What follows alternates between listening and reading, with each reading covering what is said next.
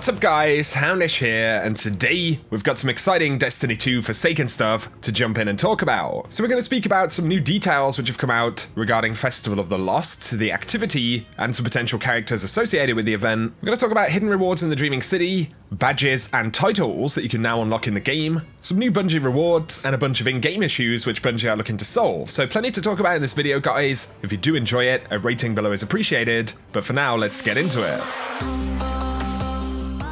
So first up, let's talk about Festival of the Lost. Bungie told us that this will begin on the 16th of October, so that's next week's reset, and this week we're going to get the full reveal for the event. However, a few details have actually slipped out a little bit early. So Phoenix Master on Reddit posted that he had this in-game notification about Festival of the Lost, and we can see as it says it begins on October 16th. Celebrations return to the tower for all Destiny 2 players, survive the all-new Haunted Forest, and earn exclusive themed rewards such as masks, emotes, ghost shells, and more. And then it does say read more at bungie.net, so obviously this has shown up early in the game. This is something that's meant to pop up in the game after Bungie have actually made the reveal to kind of notify all players that this is happening next week, and obviously Bungie are going to post new details at bungie.net. So it's going to be in the next couple of days, possibly on Thursday with This Week at Bungie. But Bungie, when they initially teased Festival of the Lost, they said this month will be home to another Festival of the Lost. It begins on October 16th with the celebration of lost heroes and a new challenge to tackle. Now, according to the overlay right here, there will be the all-new Haunted Forest, where you can earn exclusive themed rewards such as masks, emotes, ghost shells, and more.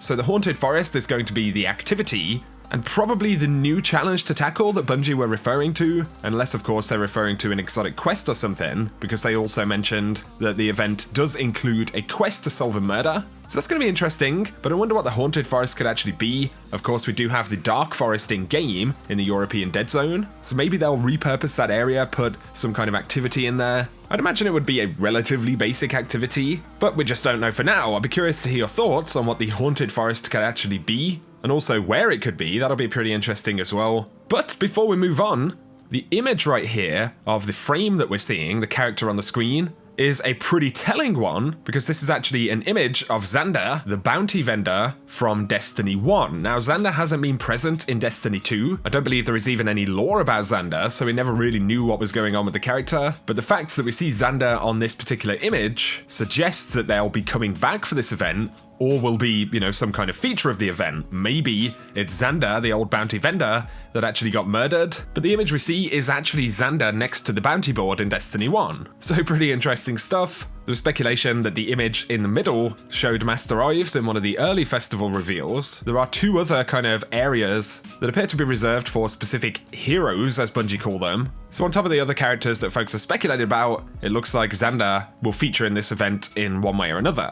So I'd love to hear your thoughts about that, guys. We're going to get the full reveal very soon, but we do have more of an idea of potential characters that are coming back, as well as that activity in the Haunted Forest. Let me know your thoughts about it below. But of course, we've just gone through another weekly reset inside of Destiny 2, and that means for any folks trying to complete titles and all of the content in Forsaken, more of that stuff is available this week. So firstly, there is a hidden badge that you actually need to complete in order to get the Dreaming City title. Of course, the Dreaming City title also requires the Corrupted Eggs, Ahamkara Bones, and a bunch of other stuff, but the hidden item inside of the Dreaming City badge is actually the Corrupted Nightfall Strike Pulse Rifle, Horror's Least. So if you are trying to complete that badge and earn the title for Dreaming City, then you do need to try and grind and pick up this weapon. So it's good that that one came up this week. Of course, though, there is a new Ascendant challenge this week I made a video about yesterday. There are new Corrupted Eggs and lore locations. And so if you did pick up the Wish and the Bow on the first week that it was available, if you've collected all the Corrupted Eggs since then, we're still going to need another 3 weeks to finish that collection. So we've got the week 1 Ascendant challenge. This is the one that showed up in the first week of Forsaken. And then of course, week 2 and 3, and that will start as of next week. So it's going to be another 3 weeks if you've done everything up until now to get all Corrupted Eggs. And that will include the title for Dreaming City. And now that we've done the final Ascendant challenge, and we still haven't had the Harbinger's Sparrow's Echo Sparrow drop, it does add further weight to the idea that the Sparrow could be locked behind all of the corrupted eggs, or indeed the title for Dreaming City, so it's likely going to be 3 weeks from now until anyone picks this up.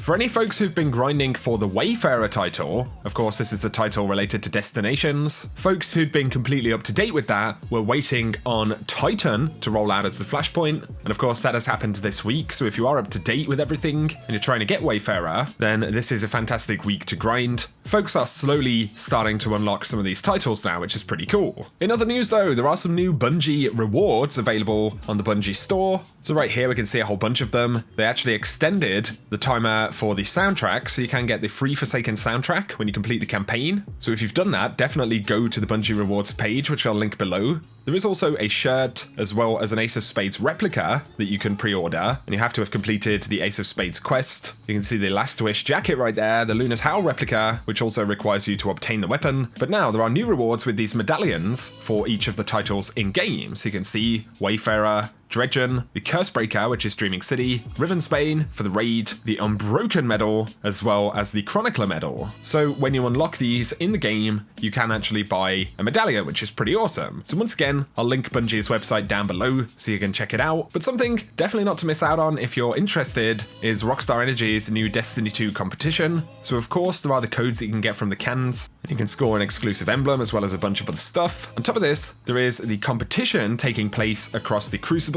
Gambit, and Strikes, and I believe these are featured on different weekends. So basically you sign up on the website and then you have to high score by simply playing as much of this content as possible, and the top scorers will be eligible for a bunch of really cool rewards. So I'm going to link that website down below because that competition is now active, just in case any of you guys didn't want to miss out on it. Let's round up a few bits of information from Bungie, some known issues and bugs. This is from DestinyRoundup.com, a fantastic source of updates regarding Destiny 2. I'll link the website down below. But DMG said they're looking into the issue where Ophidian Aspect cancels out the Nova Warp's range boost. They're also investigating a problem where the game won't let players back out of matchmaking in Crucible and Gambit. You may have experienced that one. Of course, they have temporarily removed the game mode breakthrough from Crucible, which I mentioned the other day. The teams are looking into ways for players to acquire bounties quicker, so things like potentially grabbing bounties via the companion app as opposed to having to go to the vendors themselves. And the team is looking to let players hold more than 10 ghost fragments at a time. So of course, these are what you need to get bounties from the spider. They're hoping to up the amount that you can actually hold. Definitely would be a good thing. They are looking into the issue where exotics are dropping below the power level cap in 500 strikes. And they say Xur will not be selling Forsaken exotics this week. They're passing along feedback on Xur as it comes in. So still no new exotics this week, unfortunately. But just a few things that I wanted to round up right there. I did mention the Corrupted Nightfall a minute ago. On top of this, the Warden of Nothing Nightfall is available, so there is the new Nightfall exclusive. I plan on making a video about that in the next day or so, but there is a curated roll of this that actually comes with 4th times the charm. Rapidly landing precision hits will return 2 rounds to the magazine, which is pretty interesting because this is a 2-round burst hand cannon. Something definitely pretty different, but this is what's available inside of the Warden of Nothing Strike. You can see that one also has ricochet rounds as well as rampage, so it's a pretty stinking good roll. That is the curated roll with the masterwork for range as well. I'll try and make a review of that later on in case any of you guys want to check it out properly. A couple of quick shouts here. There's a Reddit post from Redcar where they've rounded up all of the curated rolls that drop in different encounters in Last Wish. Now these aren't exclusive to specific encounters, but they seem to have a high drop rate. So for example, you can get the age-old bond at the Kali encounter. Shura-Chi tends to drop the Transfiguration, and like I said, these are the curated rolls with the specific perks that drop as masterworks. Morgoth tends to drop Nation of Beasts, the Vault, the Tyranny of Heaven, and Riven, the Shadowing Bone. I've only had one of the curated masterworks from the raid, and it was Shadowing Bone, and it did drop at the very end of the raid, so this definitely seems true, and a lot of folks in the comment section had said that they'd also received these rewards on those encounters. So just in case you were curious about any specific roles, those are the encounters you need to try and target for the best chance. There's also a pretty useful post potentially for any folks who want to grind up their characters. And there are a bunch of tips on how to get a new character to 590 in one day. That won't help for the first character, just to point that out. But if you've already done some of your characters and you want to speed through others, there's a bit of a guide right there. And it looks like quite a few folks are finding this useful, so I'll link that one down below as well. Quick character update right here in case any of you guys are curious. I am just shy of 600 power. I've been focusing mainly on just one character, so it's not too bad for one character.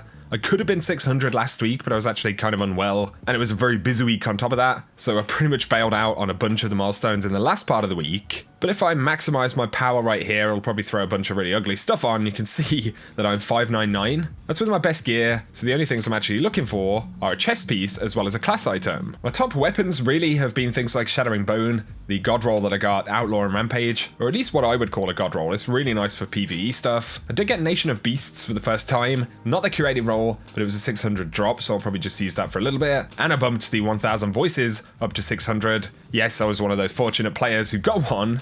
And honestly, the main thing I'll need to do after this is start sorting out my armor sets. I want to get some decent sets for PvP, some better stats, and better visuals. I know, my Titan is pretty dodgy looking right now, but that's pretty much where I am on this character. And with things calming down just a little bit with the video stuff, I think I'm going to get onto some of the characters finally, and also back onto some other platforms, maybe on PC and PS4. And that's pretty much where I'm at. So just a quick update in case you guys were curious. But for now, guys, that is going to summarize today's video. Let me know your thoughts on the Festival of the Lost stuff. The Haunted Forest sounds like a bunch of fun. Still plenty of pursuits and things to chase down in D2 right now, as we wait for Festival of the Lost. And by the time Festival is rounding up and finishing off, it's going to be a couple of weeks and we'll probably hear some stuff about Annual Pass. So it's a pretty busy time. But if you have enjoyed the video, guys, a like below is very much appreciated. If you're new to the channel, be sure to hit subscribe if you want to see more Destiny 2 content. For now though, I very much appreciate you guys tuning in, and whatever you get up to, I hope you have an awesome day.